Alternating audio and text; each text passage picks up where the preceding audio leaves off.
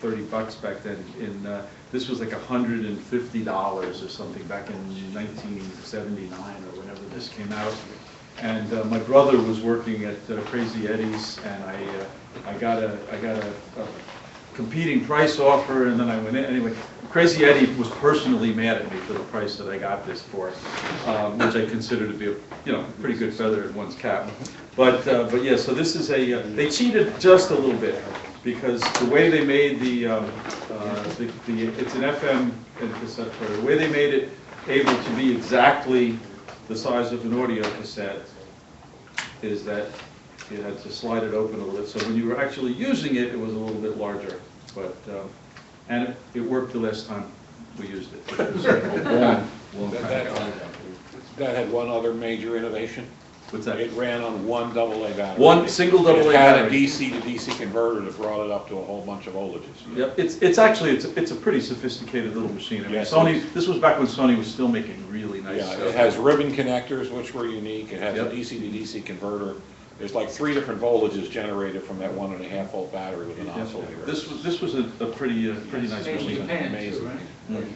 Yeah, probably. Anyway, yeah, okay. I had one of those. That's a Walkman 10 FM.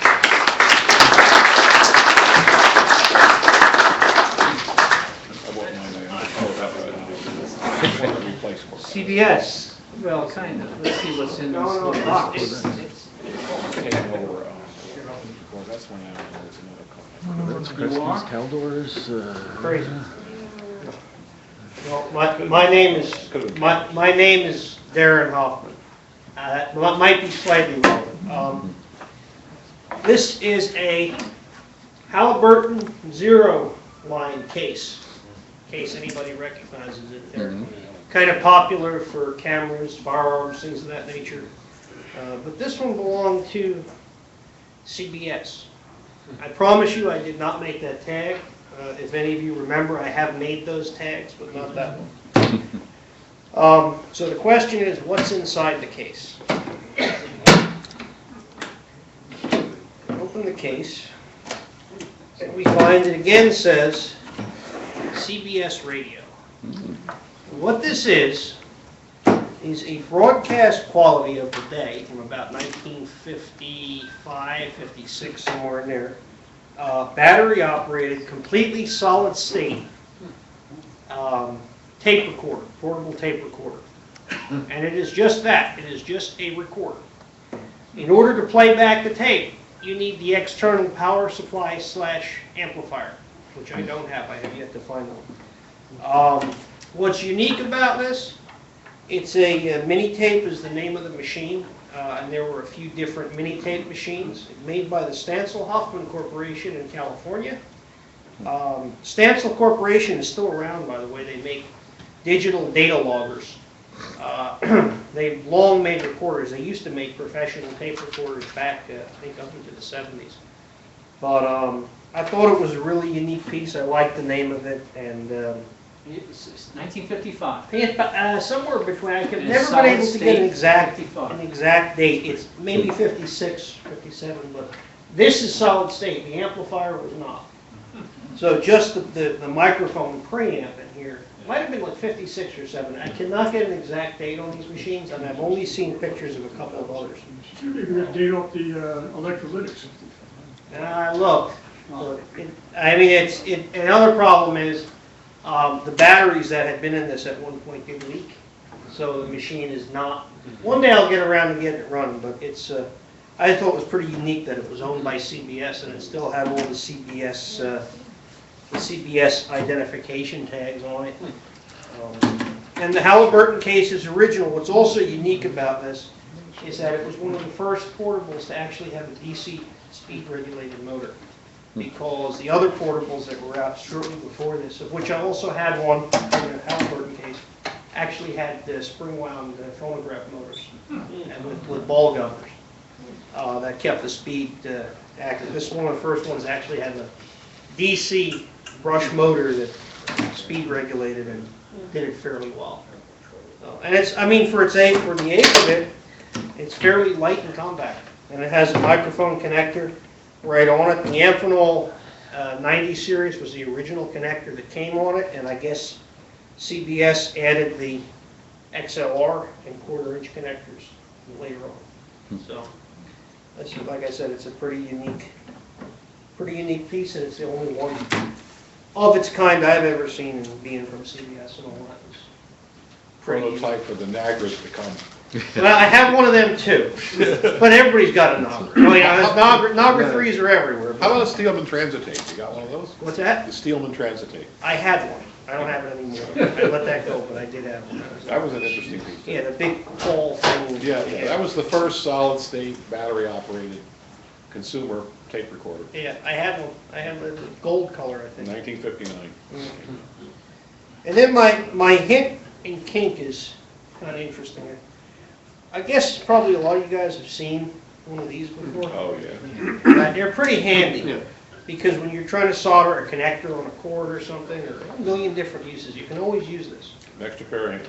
But what if you're doing that on a cable, on a big heavy audio cable, or something that would have been used on an old camera or something, and the cable's really heavy and it just keeps knocking this thing off the workbench because it's really like not that heavy. And I was doing that one day and I got frustrated and I said, there's got to be a better way. So I got bored in the machine shop. And I decided that we needed one with a heavier base on it. So I sat down, figured it out. Yeah, that screws in this.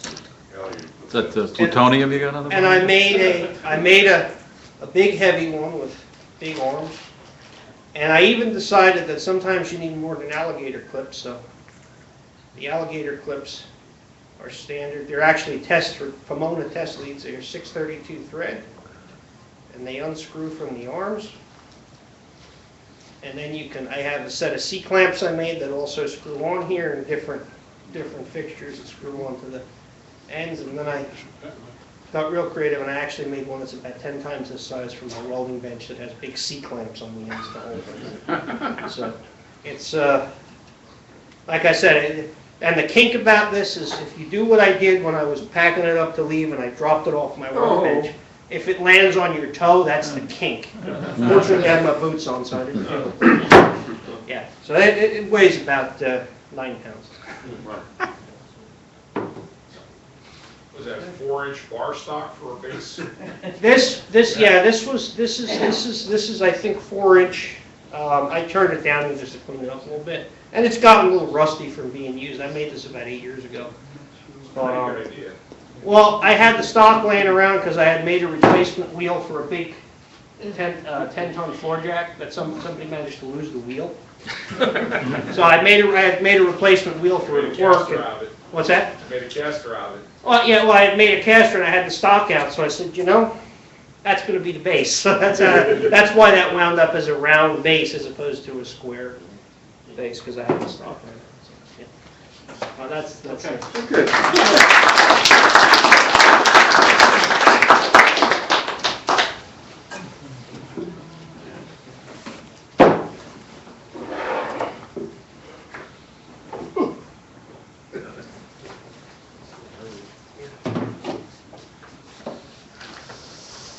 Your camera, right? I know you all like to collect radios, but there are things that are close to radios that aren't radios, and sometimes they're a lot easier to collect, particularly if you have a problem with your other half at home. You can get them involved in collecting things that are radio related. And I made a list of things that you can collect. Advertising items. There are ashtrays with radio advertising, books, cigarette cards, fruit crate labels. Believe it or not, they're hard to collect, but they're very pretty. Make nice framed items. Games, many things of ephemera. My wife has made a big project out of collecting dollhouse radios, and every year we have a Christmas tree decorated with miniature radios hanging on it. So just some examples, like These are cigarette cards, popular in England. Here's a whole Marconi wireless set of cards. Pin backs.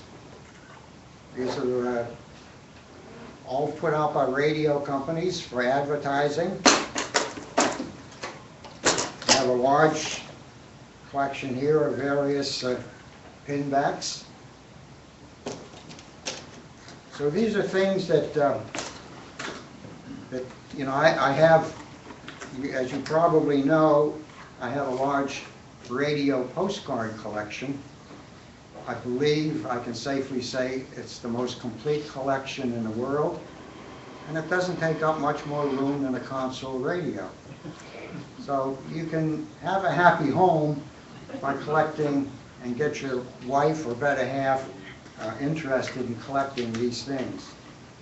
And you might even end up with an Atwater Kent Model T gas gauge. Atwater Kent started out in automotive ignition equipment, and this is a gas gauge for Model T. This is all you get, because the gas tank's under the seat. You flip up the seat, you dip it in, measure gas. And they got different scales for the different sizes and shapes of tanks. Does it say AK on it, Ray? Pardon? Does it say AK on it? It says Atwater Kent gasoline gauge. So if you go to flea markets, antique shops, you like to prowl around, you can prowl around for some of these small things that, you know, are reasonably inexpensive, small, and you can make a nice collection of radio-related items. And incidentally, I asked Professor Mike, and he had a gas gauge for his Model T, but he lost it. So now he's going to get this one. If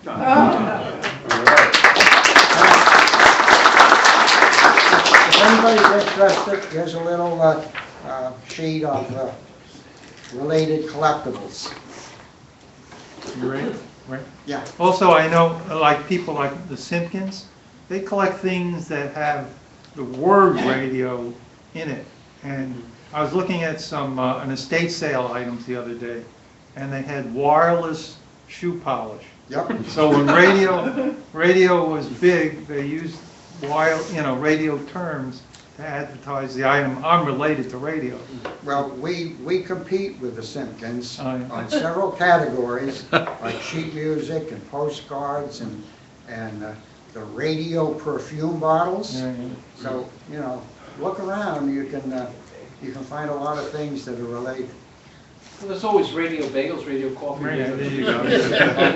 You had to You'll get see them that next in, didn't week. You'll see them next week. Brief commercial message.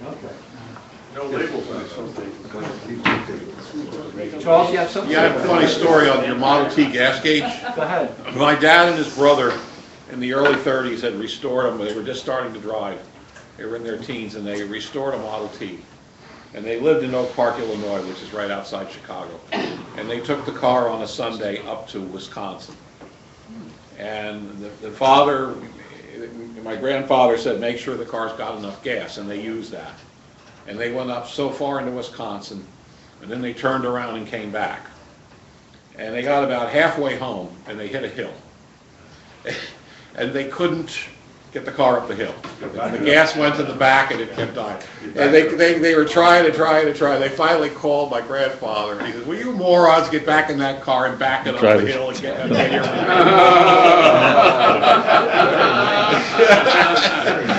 He wasn't amused. Back it up the hill and come on, get here for dinner. We're waiting for you.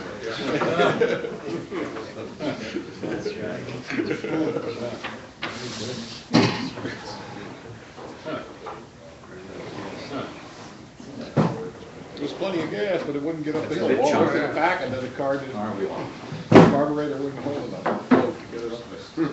Well, this is an interesting radio in that its parentage is really weird. It says it was put together by RCA in Chicago. Now, the story I got with it when I got it was that this was on a New York Central rail coach. And there's pretty good amount of validity to that because you have a speaker switch and monitor speaker switch. The monitor speaker switch gives you this one. Now, what's weird about this radio is, this is a Buick car radio in here. Okay, with a, I'll turn it around. Check the power supply. Okay, they took the vibrator out, and it has a separate trimmer up here for the antenna. And they added, of course, the eye that's on the front.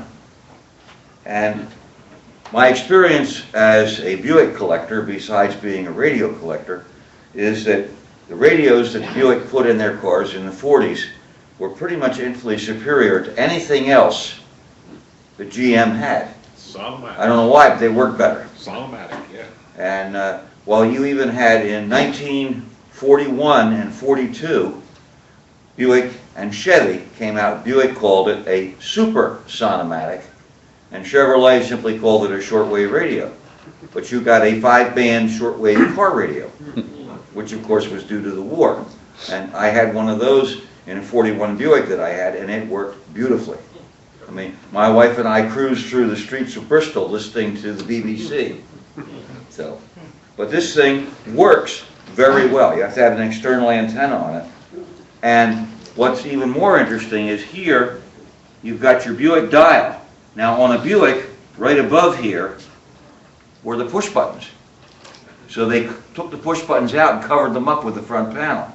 Then, on top of that, the knobs that are on this aren't Buick knobs, they're Pontiac knobs. But here you are, RCA Chicago. And I can't see a damn thing in the radio that's RCA. And you're a big RCA collector. That's right, that's why I got it. If it says RCA on it, we have it. Pete, where did you get it? What's that? Where'd you get it? I got it on eBay. Guy put it on eBay and it said RCA on it. And then he showed a picture of the back of it and I thought, what the hell is this thing? And he assured me that it was on a New York Central rail car, coach. And it makes a certain level of sense. Yeah, well, the speakers probably were in each car, Yeah. so they could tune in the station on the monitor speaker, and then And switch it into the antenna was car. probably doubtless You high. could on listen the to Drew train. Pearson or Gabriel Heater or Right, whomever. And since you're changing locations on the train, the presets would be useless. You have to That's keep right. finding a new station. Yeah. So you would have manual. But it's truly funny to me that not only did they take the presets out, but they covered them up. Yeah. Any idea who made the cabinet? No idea. I mean, nobody owns up to much of anything on this. I mean, if you look at the power supply, the power supply doesn't look like anything I've ever seen RCA make, but there it is. Very unique, one-of-a-kind radio. All right, thanks, Pete.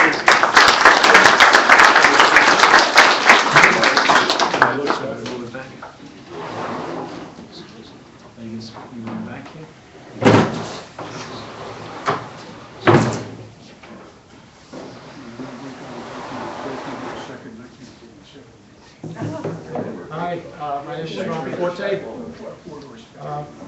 You want to get a century?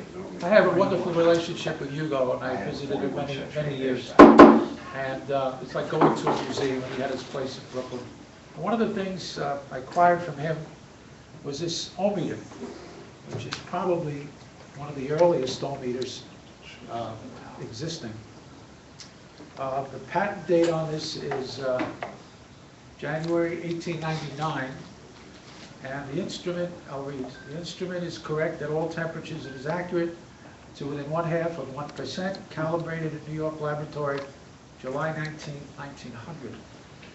So basically what it is a Wheatstone bridge. You have two resistance, you can see it, but you have two resistance wires and the galvanometer. And there's 1, 2, 3, 4, 5, 6, 7, 8 scales. And you would use the probe to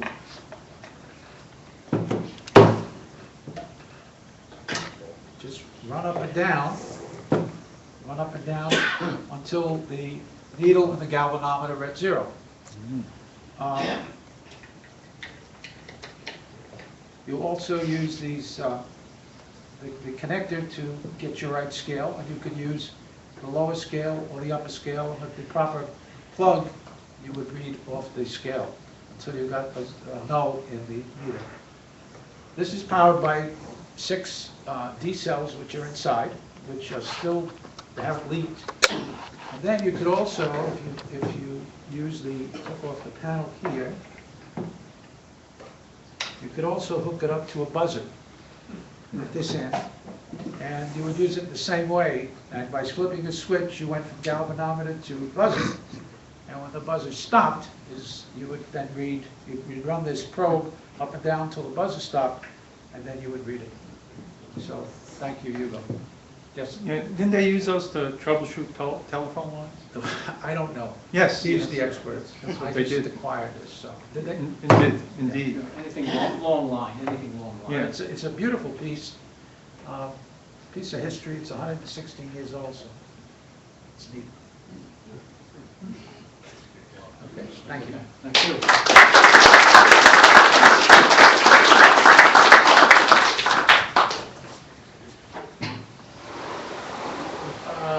We're a little mixed up. Who is next? Who do you think is next here? I guess I grab some. Just grab something and put it in.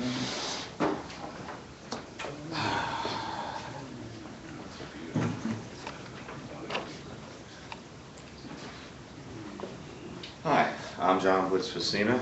I still have a lot of stuff I haven't unpacked from my move back from Texas. Some of you folks have been to Kutztown, and the last meet we had, the police athletic lead saw this radio. It's a Dalbar Dallas radio. Very little is known about it, from what I've been told. There was a Watterson radio company that made radios in Dallas, and when they stopped making it, a few of the engineers, again, I'm not 100% sure because I hear different stories, got together and decided to make what's called Dalbar Dallas radio. Now, this was made in a garage or a very small workshop. Very few are around. This one has been restored. It doesn't belong to me. It belongs to a friend of mine who lives in Carrollton, Texas, who would like to come up here and visit us and Kutztown, but because of health issues, he's unable to come up here, so I have his radio. The hints and kinks is, we talked about the CFL bulbs and using the capacitors. This is just a simple AC/DC 5.2 radio. Guess what? They're in here, and they work. They work very well. But if you want a very unique radio, I have one that's not restored like this. It's in pieces, and I've been putting it together over the years. It's just an unusual radio you're not going to see. I have a couple lightning arresters. You've seen these before. You probably have a few dozen in your collection. This one says Philco. This was rescued up at Kutztown. You know, we have the annual burning of the cabinets. Well, sometimes guys don't go through all the cabinets looking for usable parts. This was on one before it went into the bonfire, so I took it off and saved it. This one here, you can come up later on and take a look at it.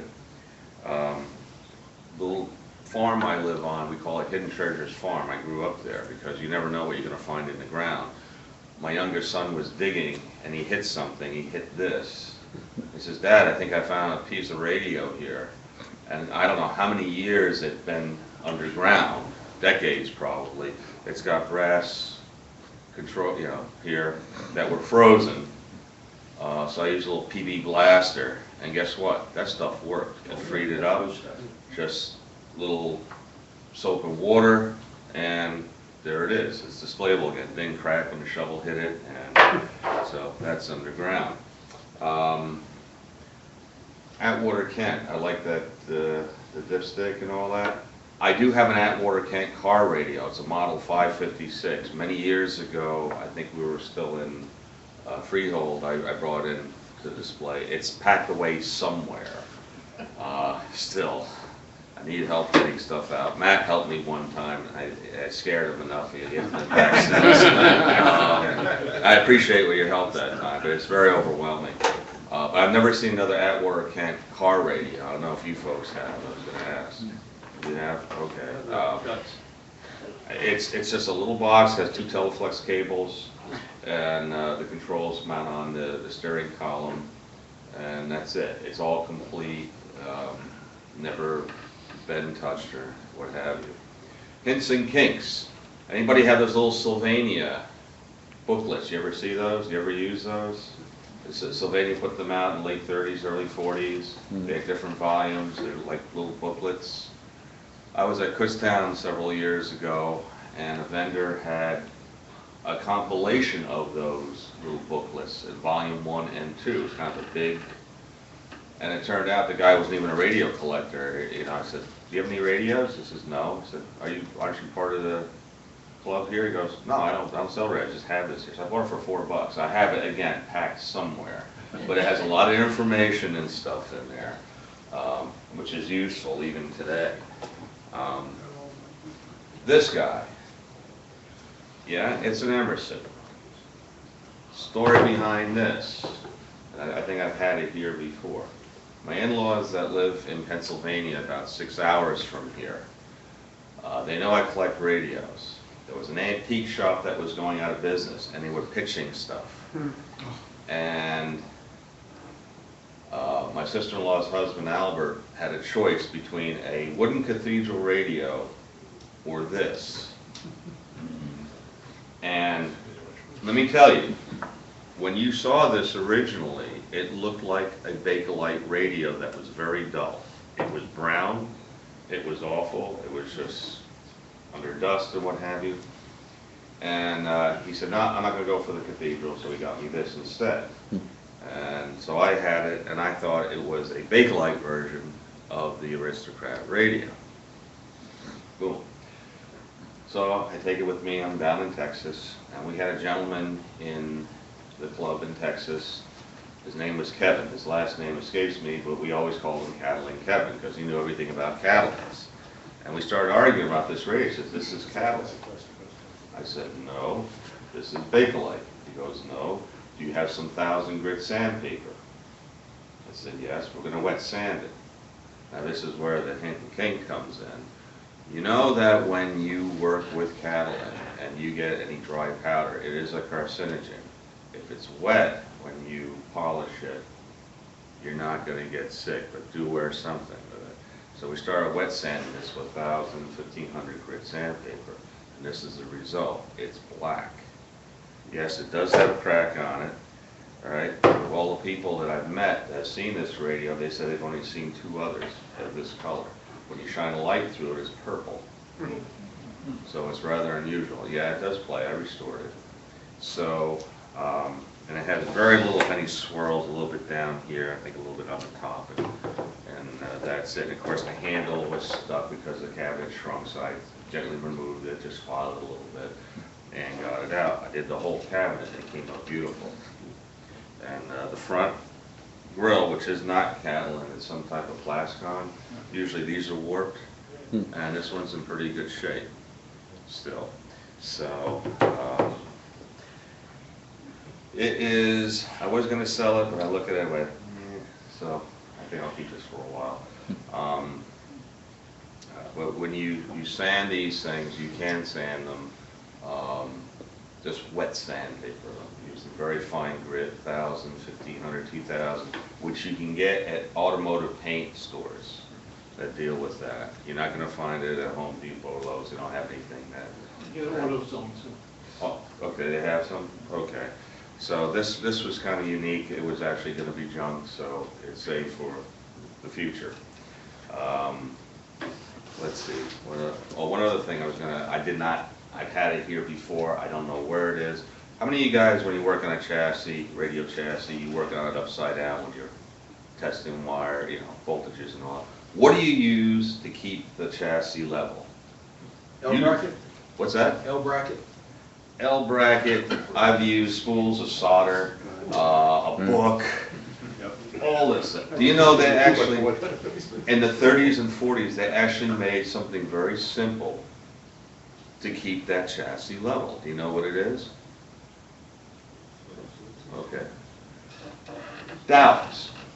They used to sell, and I have the box, I don't yeah. know where it is. It was just a simple, like a 2 by 2 inch square wooden base with a, like a half-inch hole in it, a half-inch dowel that came in various lengths. And you got something, you just take the dowel that's closest to it, stick it in the base, put it underneath, and it was stable. And that's something anybody can make, you know, and it's a lot safer than trying to work with something. And I've done that before. Oh, there goes the chassis, and what do? You go to grab it, what do you hit? I've been bit a few times. Every people are into these, they're making and they're buying these elaborate chassis jigs to hold it up, but that sounds like... It's the simplest thing. It's wood, it's something you can get, and of course it's non-conductive, yes. John, there's a guy on YouTube, I wish I could remember who it was, but he made this really elaborate fixture. It's very, very clever, and what he could do is he could screw in and screw out and basically size the chassis. Yeah. So he could actually flip the thing over. I saw that. You saw that? Yeah. I don't remember who it was? Clark. Like I you're can't right. remember. That device is called a Clark stand.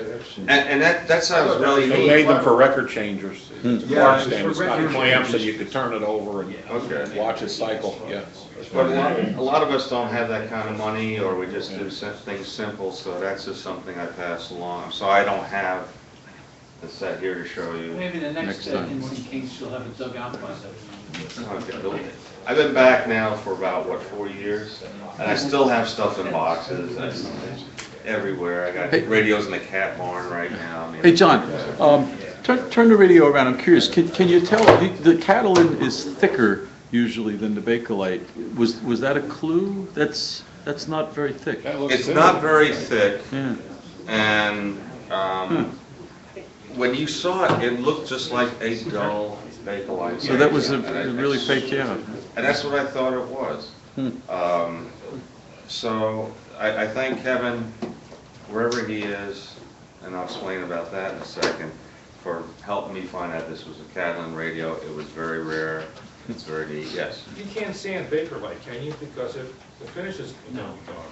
No, that brings up another kink, and I told some of you guys you had various somewhat success with that, with the Bakelite.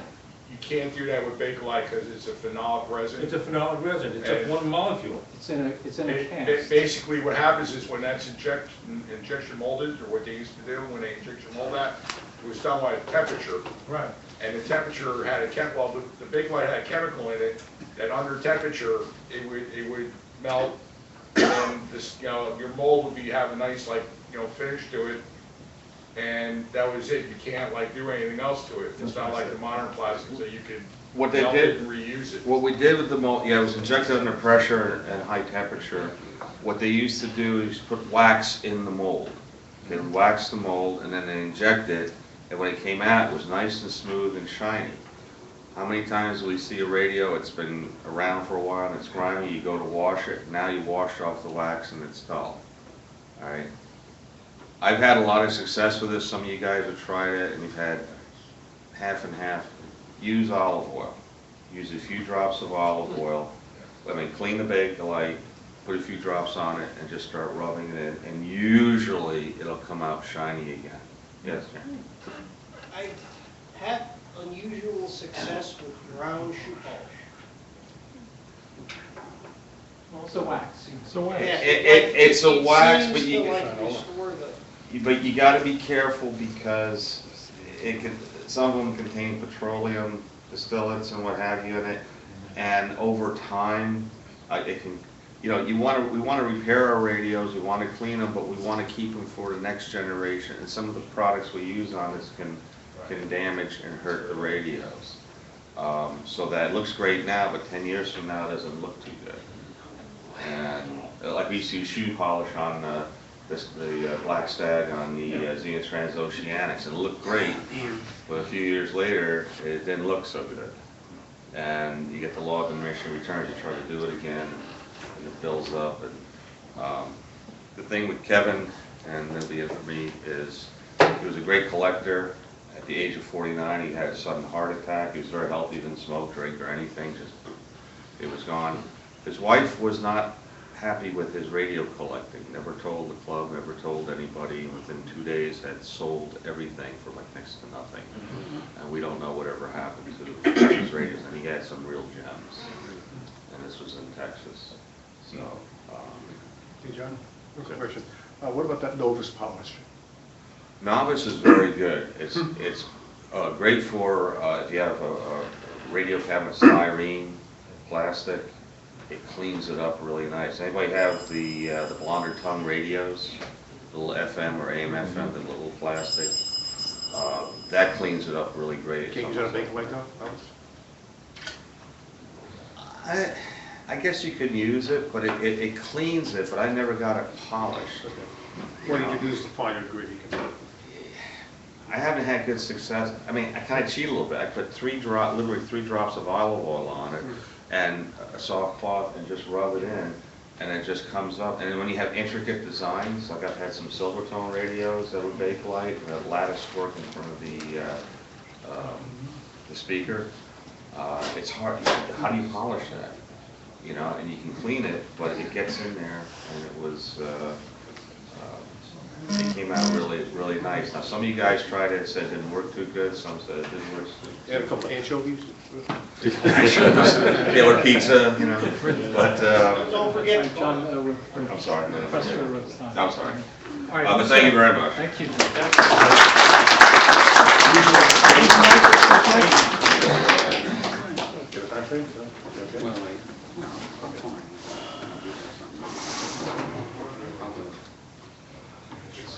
I'm Dave Snellman. First off, I have a little kink I'll give you, hit or kink.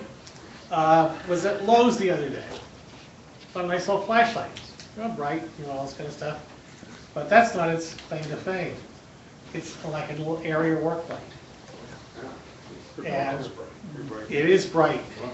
And, you know, 2 levels, a little less. And it can stand on the workbench. It's magnetic. You can put it on the side of a cabinet or something like that. Handy little work light, $8 at Lowe's. Oh, cool. 2 double A's? 3 double A's. 3 double And they're included. Where'd you buy it? Lowe's. Yep. What? Recently? Yep, about 2 weeks ago. I brought along, I collect a lot of transistor radios, in case you don't know. So I came across this Sony. It was, it's the SW800, made in like 1989. It's typical, has a little keypad on here, but its claim to fame is it comes with a set of little like credit cards, and these are your memory cards. And you've got like one for Deutsche Welle. If you want to listen to Deutsche Welle, you just push that in there, and you've got pre-programmed frequencies for Deutsche Welle. You flip the thing over, and you got Radio Moscow. I'm sorry, what year was it? 1989.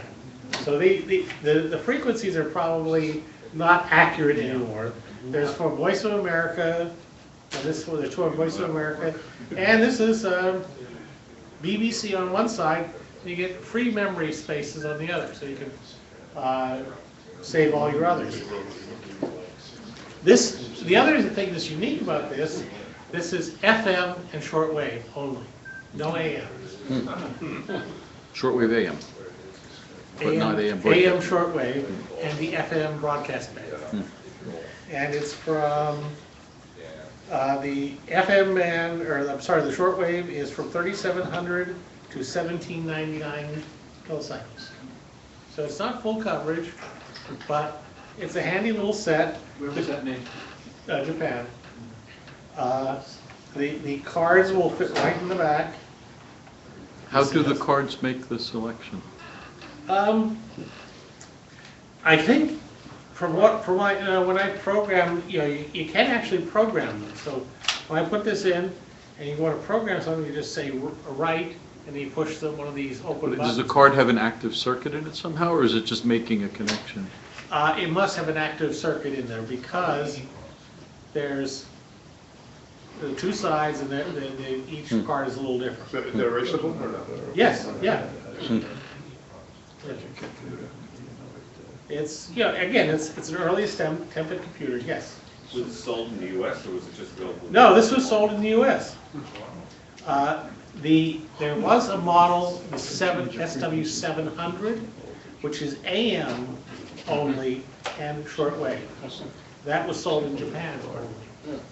And also they had a SW600, which was AM and FM only. Again, all the same circuitry. And of course, there's a clock inside because one of the cards lets you set the clock. It's different. And it comes with a little pull-out antenna and all this kind of stuff. And of course, the typical earphone and so forth. And not too much with it, but that's that. And I brought this radio along because we're thinking we're going to have the DX contest announced and all that kind of stuff. This one, unfortunately, I got just before, I should say, just after our current year's DX contest. Now, this set is available only in Japan. Now, you can get it from, there's a lot of people on eBay that will sell that.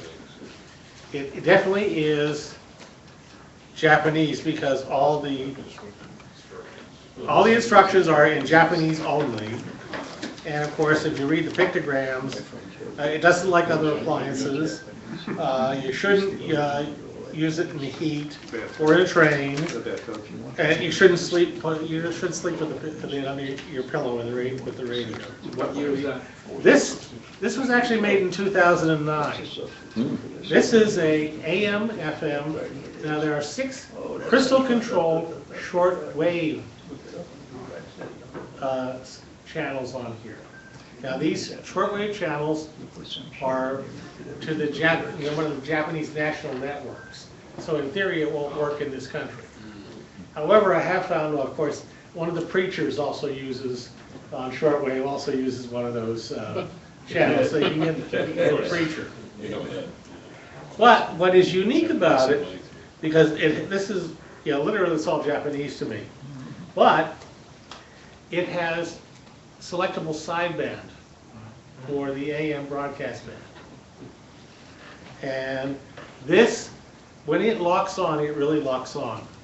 The circuitry they use in there is a little different than, it doesn't rely on the fiddling with the local oscillator. It actually pulls the signal that it locks onto from the broadcast station itself. It's called a homodyne synchronous detection. And what it is, once it's locked on, it doesn't vary. And you can literally tune that whole sideband with, well, I mean, as long as you don't, of course, you go too far off frequency, it doesn't work. But you can, as you tune it, you can actually tune through that sideband, and you can hear some of the various other signals and all that in there. So this is literally everything is Japanese, including the Sony batteries. So it really, it's a new set. I just bought it on eBay from a guy in Japan. Apparently, it gets very good ratings for people that are into medium wave DXing. So that's it.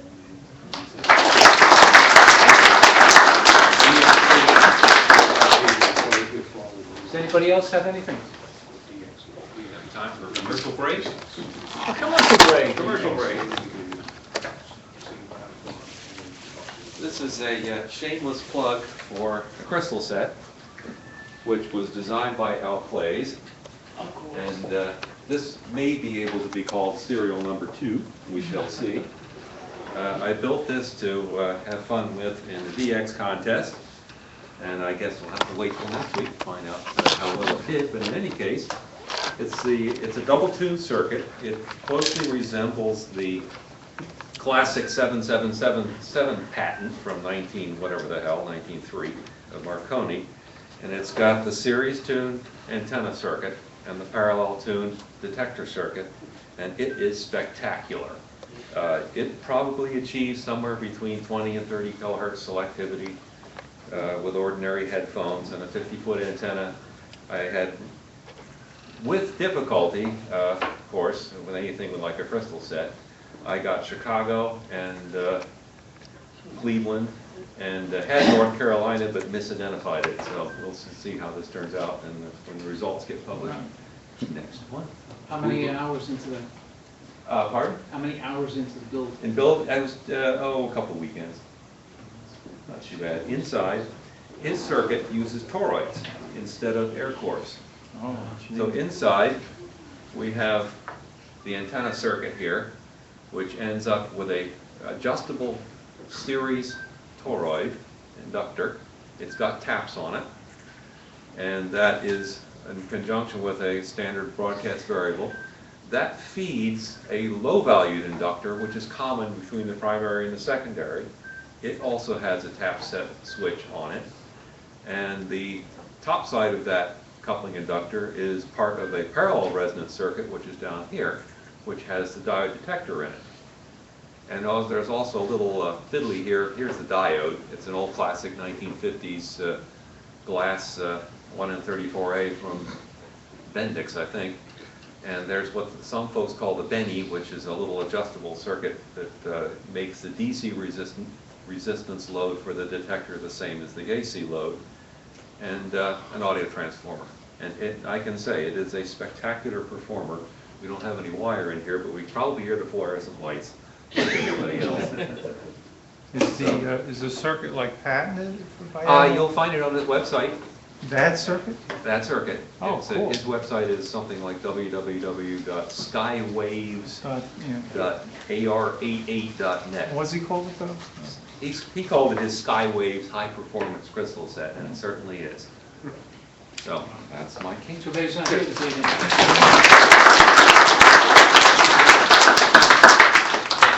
Okay, we're running a little late this evening. Anybody else have anything else? All right, just remember, we have our swap meet next Saturday, all right?